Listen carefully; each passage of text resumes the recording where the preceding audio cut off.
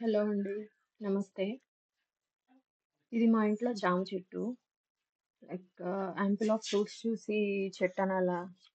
లేదా సైజ్ చూసి మొక్కనాలా తెలియట్లేదు.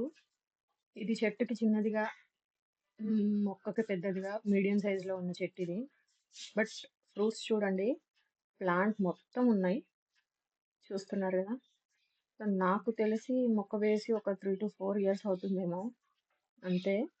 బట్ ఫ్రూట్స్ చూడండి, ఒక 20-30 ఫ్రూట్స్ ఆల్రెడీ రెడీగా ఉన్నాయి.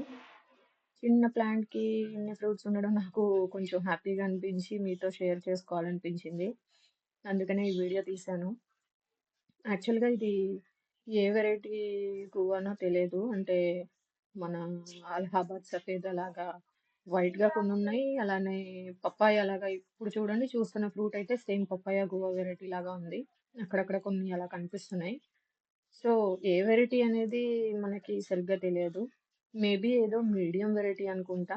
బట్ బిలీవ్ మీ, ఈ ఫ్రూట్ టేస్ట్ మాత్రం అస్సలు చెప్పనవసరం లేదు. చాలా స్వీట్ అండ్ టేస్టీగా ఉన్నాయి. మేమైతే చాలా ఎంజాయ్ చేస్తున్నాం. తింటుంటే మంచిగా స్మూత్‌గా, క్రిస్పీగా కూడా ఉన్నాయి. చాలా బాగుంది. ఇంతేనండి వీడియో. Thank you.